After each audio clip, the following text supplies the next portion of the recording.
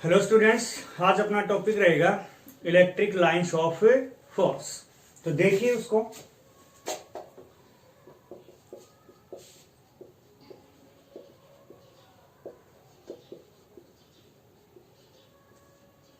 Electric lines of force, विद्युत बल रेखाएं। तो वेरी इंपॉर्टेंट टॉपिक है ये आपके लिए, क्योंकि इसमें से 1 मार्क्स का क्वेश्चन फाइनल एग्जाम में 101% श्योर है, पूछा ही जाता है। तो ध्यान से सुनना है, एक एक बातें ध्यान से सुनते ही आपका ये क्लियर हो जाएगा टॉपिक। तो देखना, सबसे पहला क्वेश्चन बनता है कि इलेक्ट्रिक लाइंस ऑफ फोर्स होती क्या है।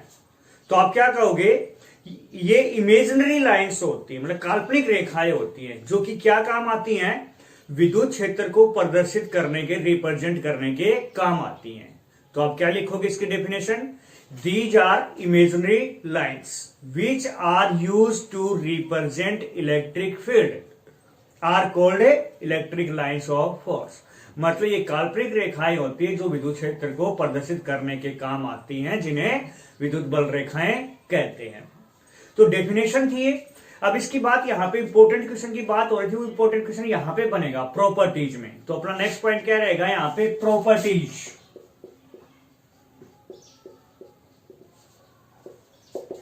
गुण। तो फेस प्रॉपर्टी देखिए, फेस प्रॉपर्टी में यहां पे कुछ अलग से नहीं है, जो आपने यहां पे इसकी डेफिनेशन पढ़ी है वही इसकी क्या बन जाएगी, एक प्रॉपर्टी बन जाएगी। क्योंकि आपने डेफिनेशन में क्या कहा, these are used to represent a electric field. मतलब फर्स्ट पॉइंट आपका, फर्स्ट प्रॉपर्टी आ गई है आपकी, रिप्रेजेंट इलेक्ट्रिक फील्ड, मतलब विद्युत क्षेत्र को प्रदर्शित करने के काम आती है। तो फर्स्ट प्रॉपर्टी होगी, these are used to represent electric field, ये विद्युत क्षेत्र को प्रदर्शित करने के काम आती है। दूसरी प्रॉपर्टी यहां पे आपको पता है, इलेक्ट्रिक फील्ड को रिप्रेजेंट करने के काम आती है। तो इलेक्ट्रिक फील्ड की तो डायरेक्शन होती है पॉजिटिव से नेगेटिव, तो इनकी भी डायरेक्शन हिसाब से क्या होनी चाहिए, पॉजिटिव से नेगेटिव होनी चाहिए। तो आपकी बात यहां पे नेक्स्ट प्रॉपर्टी में क्या आ जाएगा, डायरेक्शन आ जाएगी। डायरेक्शन कहां से कहां, पॉजिटिव टू नेगेटिव चार्ज। तो सेकंड प्रॉपर्टी में लिखोगे, the direction of electric lines of force is positive to negative charge, मतलब विद्युत बल रेखाओं की दिशा धन आवेश से ऋण आवेश की ओर होती है।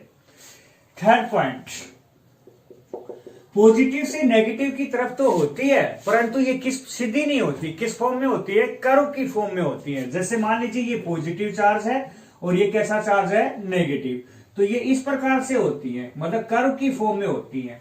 तो आप क्या कहोगे, electric lines of force always in curve form between positive to negative charge, मतलब पॉजिटिव से नेगेटिव चार्ज के बीच में ये हमेशा एक कर्व की फॉर्म में होती है।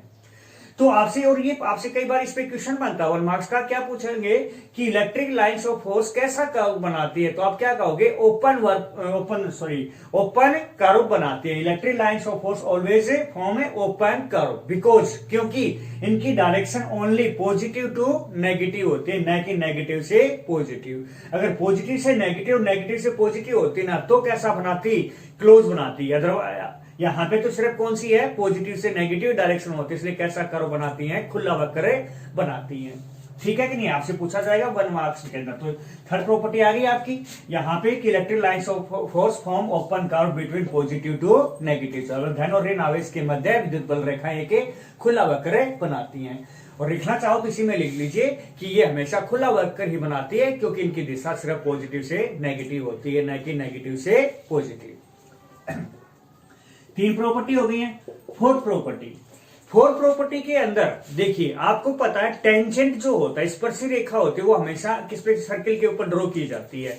तो सर्किल का मतलब यहाँ पे कर्व के ऊपर, जैसे मान लीजिए कोई इलेक्ट्रिक लाइंस ऑफ फोर्स ये है, ठीक है, पॉजिटिव से नेगेटिव, मतलब इसके ऊपर अपन क्या ड्रॉ कर सकते हैं, टेंजेंट ड्रॉ कर सकते हैं। जैसे मान लीजिए मैंने यहाँ पे टेंजेंट ड्रॉ कर दिया है पी पॉइंट के ऊपर, तो कह रहा कि इलेक्ट्रिक लाइंस ऑफ फोर्स पे कोई भी टेंजेंट ड्रॉ किया जाता है ना, तो उस पॉइंट पे वो टेंजेंट वहां पे किसकी डायरेक्शन बताता है, इलेक्ट्रिक फील्ड इंटेंसिटी की डायरेक्शन बताता है। ये आपकी कौन सी प्रॉपर्टी हो गई है, फोर्थ प्रॉपर्टी हो गई है। तो क्या बताओगे, when we draw a tangent on electric lines of force, then that represent the direction of electric field intensity at that a point।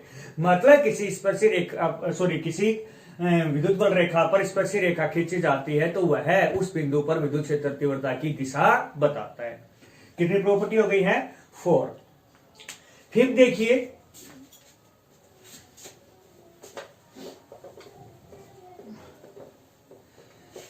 Fifth कहता है कि यहां पे कि इलेक्ट्रिक लाइंस ऑफ फोर्स क्या एक दूसरे को इंटरसेक्ट करती हैं क्या? तो आपका आंसर क्या होना चाहिए? क्वेश्चन आ सकता है एग्जाम में, can two electric lines of force are intersect each other? क्या दो विद्युत बल रेखाएं आपस में एक दूसरे को प्रतिच्छेद करती हैं क्या? तो आपका आंसर क्या आना चाहिए? नो। क्यों? क्योंकि देखिए यहां पे मान लीजिए if two electric lines of force, if two electric lines of force intersect each other, मान लीजिए दो लाइनें हैं ये इलेक्ट्रिक लाइंस ऑफ फोर्स और आपस में इंटरसेक्ट कर रही हैं, और तो हम यहां पे जो पी पॉइंट है यहां पे टेंजेंट ड्रॉ करेंगे दोनों पे। ए पे करेंगे तो कैसा आएगा? यहां पे टेंजेंट इस साइड में, और बी पे करेंगे तो टेंजेंट किधर आएगा? आपका इधर आएगा। इसका मतलब क्या हुआ? एक ही पॉइंट के ऊपर इलेक्ट्रिक फील्ड डेंसिटी की कितनी डायरेक्शन हो गई? 2। That is not possible. तो यहां पर भी क्वेश्चन आ सकता है। तो क्या कहोगे?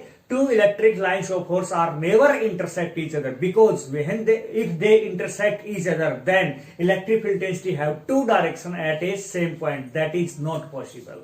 मतलब दो विद्युत बल रेखाएं आपस में कभी भी एक दूसरे को प्रतिच्छेद नहीं करेंगी, क्योंकि अगर वो एक दूसरे को प्रतिच्छेद करेंगी ना तो एक ही बिंदु पर विद्युत क्षेत्र तीव्रता की दो दिशाएं हो जाएंगी, जो कि संभव नहीं है। तो ये आपकी कौन सी प्रॉपर्टी थी? 5th प्रॉपर्टी थी। 6th में देखिए, 6th में कह रहा है कि uniform electric field, uniform electric field मतलब एक समान विद्युत क्षेत्र, एक समान यूनिफॉर्म इलेक्ट्रिक फील्ड मतलब हर जगह पे सेम। जैसे मान लीजिए यहां पे 5 न्यूटन पर कूलम है तो यहां पर भी 5 न्यूटन पर कूलम, यहां पर भी 5 न्यूटन पर, हर जगह पे मतलब सेम वैल्यू रही। तो ऐसे इलेक्ट्रिक फील्ड को रिप्रेजेंट अपन को पता है इलेक्ट्रिक लाइंस ऑफ फोर्स से करते हैं। तो कैसे रिप्रेजेंट करना होगा अपने को? Parallel electric lines of force क्या करनी पड़ेगी? आपको रिप्रेजेंट करनी पड़ेगी। पॉजिटिव इधर हो क्योंकि डायरेक्शन आपको पता है कहां से कहां होती है, पॉजिटिव से नेगेटिव। पैरेलल का मतलब ये जो डिस्टेंस है ना, ये कोई भी दो लाइनों के बीच की डिस्टेंस है ये हमेशा क्या रहेगी? सेम रहेगी। जैसे मान लीजिए मैंने यहाँ पे डी किया है तो हर दो लाइन के बीच की डिस्टेंस कितनी है? डी है। तो फिर 6th प्रॉपर्टी में क्या लिखोगे? Uniform electric field is represent by parallel electric lines of force, मतलब एक समान विद्युत क्षेत्र को समांतर विद्युत बल रेखाओं के द्वारा प्रदर्शित किया जाता है। तो कितनी प्रॉपर्टी हो गई है? 5th हो गई है। 6th प्रॉपर्टी के अंदर देखिए, 6th प्रॉपर्टी के अंदर क्या कहता है कि इलेक्ट्रिक लाइंस ऑफ फोर्स जो है ना, जैसे मान लीजिए आपको पता है कि पॉजिटिव से कहां पे जाती है? नेगेटिव पे, इस प्रकार से जाती है। तो ये कह रहा कि इनिशियल और फाइनल सरफेस के ऊपर ये हमेशा कितने का एंगल बनाती है? 90 डिग्री का। मतलब क्या कह दोगे? Electric lines of force always perpendicular to initial and a final surface, मतलब विद्युत बल रेखाएं हमेशा प्रारंभिक और अंतिम पृष्ठ के क्या होती हैं? लंबवत होती हैं। तो इस प्रकार से यहां पे 7 प्रॉपर्टी हो गई है। कितनी प्रॉपर्टी हो गई है? 7। तो इंपॉर्टेंट था ये यहां पे इलेक्ट्रिक लाइंस ऑफ फोर्स। ठीक है, अब इसका कुछ पार्ट और बचा है, बाकी वो देखना नेक्स्ट।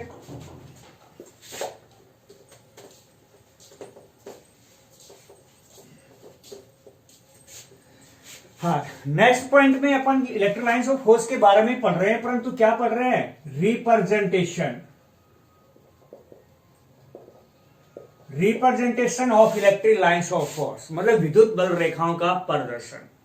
तो देखिए यहां पे मैं इसमें 3 पॉइंट बनाऊंगा अलग अलग। फर्स्ट पॉइंट का आपका नाम होगा फॉर ए सिंगल चार्ज। कोई भी एक सिंगल चार्ज होगा, सिंगल चार्ज में यहां पे मान लीजिए पॉजिटिव भी हो सकता है। तो क्या पॉजिटिव है? पॉजिटिव की बात करें तो यहां पे इलेक्ट्रिक लाइंस ऑफ फोर्स कैसे रिप्रेजेंट करोगे? इस प्रकार से रिप्रेजेंट कर दोगे। मतलब बाहर की तरफ इलेक्ट्रिक लाइंस ऑफ फोर्स होंगे और हमेशा सरफेस के तो परपेंडिकुलर होती है। अभी लास्ट प्रॉपर्टी हमने पढ़ी थी। तो यहां पे रिप्रेजेंटेशन आ गया एग्जाम में, अगर represent the electric lines of force for a single positive charge बोल दिया जाए तो ऐसे ही। अगर मान लीजिए आपको एग्जाम में बोल दिया जाता नेगेटिव चार्ज की बात करता तो डायग्राम कैसा आता? सेम एज इट इज ऐसा ही होता, बट क्या डिफरेंट होता? तो डायरेक्शन यहां पे क्या हो जाती, इनवर्ड हो जाती, अंदर की ओर हो जाती। यहां पे आउटवर्ड है पॉजिटिव के लिए और नेगेटिव के लिए क्या हो जाती, इनवर्ड हो जाती। बस इतना ही फर्क था यहां पे। तो फर्स्ट पॉइंट था for a single charge. Second point देखिए यहां पे, मतलब एकल आवेश के लिए था वो। सेकेंड पॉइंट है यहां पे फॉर टू अनलाइक चार्जेस, मतलब विपरीत दो आवेशों के लिए। तो विपरीत दो आवेशों के लिए तो सिंपल ही है, आपको पता है, मैंने बनाया भी था अभी। ये मान लीजिए पॉजिटिव क्यू है और ये क्या है, नेगेटिव क्यू। बताया था अभी ये इस प्रकार से आती है कर्व की फॉर्म में। पॉजिटिव नेगेटिव है तो हमेशा कर्व बनाएंगे, और ऐसे और भी रिप्रेजेंट करना चाहो तो इस प्रकार से आप कर दोगे।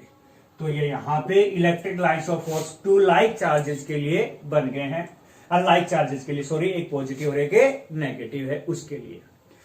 तो 2 पॉइंट हो गए। थर्ड पॉइंट में अनलाइक की जगह यहां पे क्या बोल दिया जाता, लाइक चार्जेस। क्या बोल दिया जाता, टू, अब की बार कैसे हो, लाइक चार्जेस हो। परंतु उसमें भी अपन 2 ऑप्शन लेंगे। कैसा, फर्स्ट ऑप्शन आपका मान लीजिए क्या हो, 2 लाइक चार्ज तो हैं, मतलब दोनों पॉजिटिव तो हैं, परंतु दोनों का मैग्नीट्यूड क्या है, सेम है। फर्स्ट में आपका क्लियर है, यहाँ पे दोनों का मैग्नीट्यूड क्या है, सेम है, लाइक है, परंतु मैग्नीट्यूड क्या है, सेम है, तब की बात है यहाँ पे। तो देखिए यहाँ पे मान लीजिए ये पॉजिटिव चार्ज Q1 है और ये भी पॉजिटिव मान लीजिए, कुछ मान लीजिए, आपकी मर्जी है, और दोनों के बीच का डिस्टेंस ये होगा, ये दोनों का सेंटर पॉइंट है, ये A पॉइंट हो गया, ये B पॉइंट हो गया। तो electric lines of force Q1 से भी आउटवर्ड होगी, Q2 से भी होगी। और आपको पता है लाइक चार्ज के बीच में क्या होता है, रिपल्सन होता है। तो यहां पे जो होगा, ये लाइन रिपल्सन होने की वजह से ऐसे बेंड हो जाएंगी इस प्रकार से, इसी प्रकार से नीचे की तरफ बेंड हो जाएंगी इस प्रकार से। और भी एक लाइन रिप्रेजेंट कर दीजिए।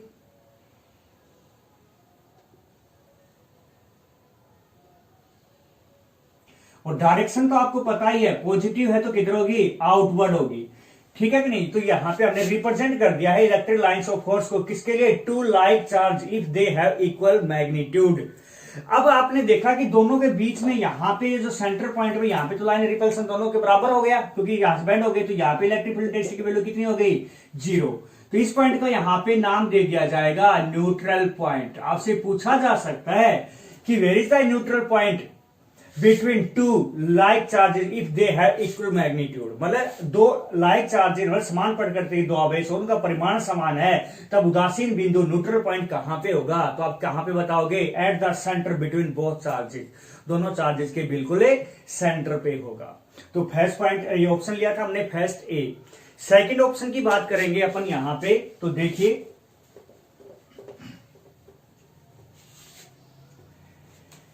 बी पॉइंट, मतलब यहां पे सेकंड ऑप्शन है, मान लीजिए एक का मैग्नीट्यूड क्या है, ज्यादा है, किससे, Q2, मतलब डिफरेंट मैग्नीट्यूड, मतलब यहां का हमने ले लिया Q1 का मैग्नीट्यूड ज्यादा है Q2 से। आप यहां पे Q2 का भी ज्यादा ले सकते हो, आपकी मर्जी है।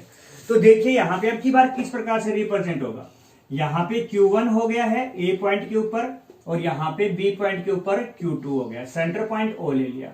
अब Q1 ज्यादा है, यहां पे Q1 ज्यादा है, तो रिपल्सिव फोर्स ज्यादा किसका होगा, Q1 का होगा। तो इसकी जो लाइनें होंगी ना, वो थोड़ा सा सेंटर पॉइंट से क्या होगी, थोड़ा सा आगे बढ़ जाएंगी। ये Q1 कम है तो यहाँ पे थोड़ा ये पीछे रह जाएगी, पहले रिपल्सन हो जाएगा। इसी प्रकार से यहाँ पे इधर नीचे की तरफ हो जाएगी। एक एक लाइनें और रिप्रेजेंट कर दीजिए।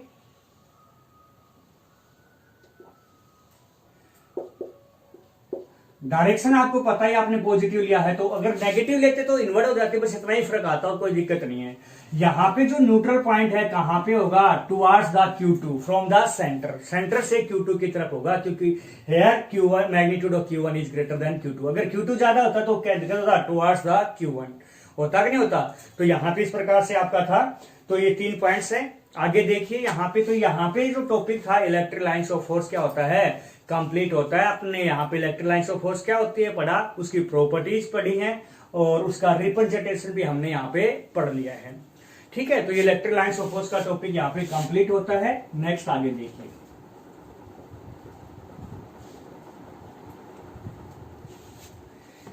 नेक्स्ट आपका टॉपिक होगा यहां पे इलेक्ट्रिक डाइपोल। यहां से इंपॉर्टेंट टॉपिक स्टार्ट हो जाता है। जो 3 या 4 मार्क्स में जो क्वेश्चन आएगा उसका जो पार्ट है, छोटे छोटे 2 डेफिनेशन आएंगी जो उसके साथ पूछे जाएंगे। 3 क्वेश्चन होंगे, इससे आगे जो बड़े क्वेश्चन होंगे जो फाइनल एग्जाम में 101% श्योर पूछा जाएगा, तो उससे रिलेटेड ये कुछ 2 डेफिनेशन आएंगी, तो उसको थोड़ा ध्यान से देखना आपको। तो देखना यहां पे इलेक्ट्रिक डाइपोल मतलब विद्युत द्विध्रुव।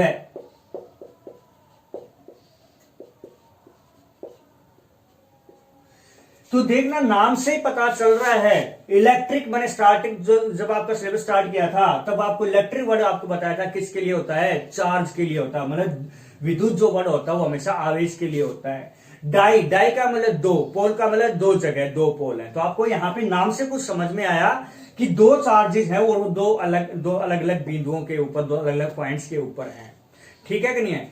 तो यहां पे वैसे मान लीजिए यहां पे एक चार्ज यहां पे है, एक चार्ज यहां पे, दोनों के बीच की डिस्टेंस जो भी है, तो ये हर एक चार्ज यहां पे और ये चार्ज यहां पे, तो अपन उसको क्या बोल सकते हैं, इलेक्ट्रिक डाइपोल बोल सकते हैं। बट यहां पे कंडीशन है आपकी कि दोनों चार्जेस है ना, उनका क्या होगा, मैग्नीट्यूड तो सेम होगा परंतु नेचर क्या होगा, अपोजिट होगा। मतलब परिमाण तो समान होगा परंतु प्रकृति विपरीत होगी।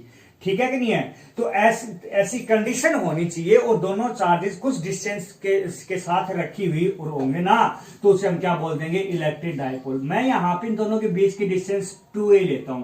क्यों लेता हूं, अपन जब डेरिवेशन करेंगे तब आपको पता लग जाएगा। यहां पे मैं वही बात बता नहीं सकता क्योंकि वहां पे थोड़ा सा हिंट के तौर पे बता सकता हूं। 2 पार्ट करेंगे तो a और a हो जाए। अगर a ले लेते हैं तो a/2 आ जाएगा, तो बाकी जो आगे डेरिवेशन आएंगे उसमें बहुत बड़ी दिक्कत आ जाती है। इसलिए स्टार्टिंग से याद रखने के लिए 2a ले लेते हैं। तो ये आपका इलेक्ट्रिक जो आपको मैंने डायग्राम बनाया है, इलेक्ट्रिक डाइपोल विद्युत द्विध्रुव ही है। अब इसको डिफाइन करना होता है, इसकी डेफिनेशन लिखनी होती है। तो आप क्या बताओगे, व्हेन 2 चार्जेस, कितने चार्जेस हैं, 2, when 2 charges of same magnitude and opposite nature are separated by small distance, और स्मॉल डिस्टेंस के द्वारा क्या सेपरेट हो, तो then that system is called electric dipole. इसी तरीके सिस्टम भी लगा सकते हो, a system of 2 charges of equal magnitude and opposite charges and they are separated by small distance is called electric dipole. मतलब दो समान परिमाण और विपरीत प्रकृति के आवेश जो कुछ दूरी पर रखे हुए हैं, तो ऐसे निकाय को हमें विद्युत द्विध्रुव कहते हैं। तो जब भी आपसे इलेक्ट्रिक डाइपोल बनाने के लिए बोला जाए तो आप इस प्रकार से बना दोगे, और इसकी डेफिनेशन देखकर ही लिखने को, याद करने की जरूरत थोड़ी ना है। 2 चार्जेस हैं, अपोजिट नेचर है, सेम मैग्नीट्यूड है, स्मॉल डिस्टेंस से क्या रखे हुए हैं, तो ऐसे सिस्टम को अपन क्या बोल रहे हैं, यहाँ पे इलेक्ट्रिक डाइपोल बोल रहे हैं। ठीक है कि नहीं है? तो दोबारा बोल रहा हूं, इंपॉर्टेंट पोर्शन स्टार्ट हो गया इस चैप्टर का। नेक्स्ट देखिए आप, यहाँ पे एक डेफिनेशन और आएगी, इलेक्ट्रिक डाइपोल मोमेंट, जिसको अपन P से लिखेंगे, विद्युत द्विध्रुव आघूर्ण। कह रहा है कि विद्युत द्विध्रुव आघूर्ण, इलेक्ट्रिक डाइपोल मोमेंट कुछ नहीं है, सिंपल एक प्रोडक्ट है। सिंपल क्या है कि प्रोडक्ट है। किसका प्रोडक्ट है, कि कोई भी इलेक्ट्रिक डाइपोल हो, उसके किसी भी एक चार्ज को बोल रहा है यहाँ पे, क्योंकि कौन सा भी ले लीजिए दोनों का मैग्नीट्यूड क्या है, सेम है। तो कोई इलेक्ट्रिक डाइपोल है, उसके किसी भी एक चार्ज का मैग्नीट्यूड और जो डाइपोल है उसकी जो लेंथ है, उस लेंथ कितनी है यहाँ पे, 2a, दोनों के प्रोडक्ट को ही हम यहाँ पे क्या बोल देते हैं, इलेक्ट्रिक डाइपोल मोमेंट बोलते हैं। यही इसकी डेफिनेशन हो जाएगी। तो आपसे पूछा जाए कि इलेक्ट्रिक डाइपोल मोमेंट क्या होता है, तो आप क्या बताओगे, the product of magnitude of either charge and length of electric dipole is called electric dipole moment.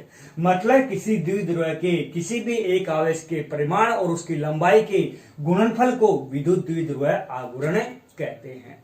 तो ये इसकी डेफिनेशन है, सिंपल है, हर टॉपिक में यूज आएगा। P equal to Q into में 2a।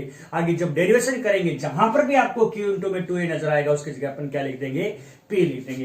वेक्टर फॉर्म में लिखना चाहोगे तो किस प्रकार से आ जाएगा, Q इंटू में 2a। 2a को यहाँ पे लगाया, 2a एक प्रकार से लेंथ बोल रहा था, परंतु यहाँ पे है तो डिस्प्लेसमेंट ही ना, क्योंकि डायरेक्शन है इसकी, यहाँ पे स्ट्रेट लाइन में डिस्टेंस और डिस्प्लेसमेंट सेम होती है, तो वेक्टर क्वांटिटी हो गई है। तो आपसे पूछा जाए कि इलेक्ट्रिक डाइपोल मोमेंट कैसी क्वांटिटी होती है, तो आप क्या बताओगे, वेक्टर क्वांटिटी, मतलब सदिश राशि होती है। सदिश राशि होती है तो सीधी सी बात है, वेक्टर क्वांटिटी होने का मतलब उसकी डायरेक्शन होगी, सिंपल सी बात है। तो इसकी जो डायरेक्शन होती है वो क्या बताओगे, opposite to electric field intensity, मतलब इलेक्ट्रिक फील्ड इंटेंसिटी, विद्युत क्षेत्र तीव्रता के विपरीत। मतलब इलेक्ट्रिक फील्ड इंटेंसिटी डायरेक्शन आपको पता है कहां से कहां थी, पॉजिटिव से नेगेटिव चार्ज, तो इसकी कहां से कहां हो जाएगी, नेगेटिव टू पॉजिटिव चार्ज इसकी डायरेक्शन हो जाएगी। इसकी यूनिट तो आपको पता है, फॉर्मूला जिसको पता है उसको यूनिट याद करने की जरूरत ही नहीं होती। क्यू का मतलब मैंने बताया था, फिजिक्स में क्यू पढ़ोगे इसका मतलब क्या पढ़ोगे, चार्ज की क्या होती है, कुलाम। 2a क्या है यहाँ पे, लेंथ कोई भी हो क्या होती है, मीटर, तो यहाँ पे क्या आ गया, कुलाम मीटर। तो इसकी डायरेक्शन क्या हो गई है ना, सॉरी यूनिट क्या हो गई है, कुलाम मीटर। मैंने C' लिखा है, क्योंकि मैं CM लिख देता तो आप क्या पढ़ते, इसको सेंटीमीटर पढ़ते। तो यहाँ पे मैंने मतलब C' इसलिए लिखा है कि आप इसको अलग अलग पढ़ सको। एक्चुअल में दिक्कत आती नहीं है, क्योंकि कुलाम कैपिटल होता है, M क्या होता है, छोटा होता है, तो कुलाम मीटर ऐसे होता है, डैश लगा होता है आमतौर पे, क्योंकि हम अलग अलग इसको पढ़ रहे हैं। अदरवाइज अपन पढ़ने में क्या आ जाता है, सेंटीमीटर आ जाता है, तो ये गलत माना जाता है। आप लिखोगे तो कुलाम मीटर इस प्रकार से लिखोगे। तो ये इंपॉर्टेंट डेफिनेशन थी दोनों। कल अपन नेक्स्ट क्लास में जब पढ़ेंगे तो इससे मतलब डेरिवेशन स्टार्ट हो जाएंगे, आप पूरे फिजिक्स के अंदर डेरिवेशन चलेंगे, इससे रिलेटेड ये बेसिक था इलेक्ट्रोस्टैटिक का यहां तक, ठीक है कि नहीं है। तो आज तक का जो पोर्शन है बिल्कुल अच्छे से रिवाइज करके कल क्लास में बैठना है आपको, और क्योंकि डेरिवेशन चलेंगे तो कल फर्स्ट दिन से लेकर अभी तक मैंने जो बताया ना, सारे के सारे कंसेप्ट एक ही डेरिवेशन में यूज हो जाएंगे और ये आपस में चलते चले जाएंगे। इसलिए मैं कह रहा हूं कि बिल्कुल तैयारी के साथ कल आप रिवाइज कर लेना और अच्छे से कल समझना। तो बिल्कुल आसान था यहां तक। Okay students.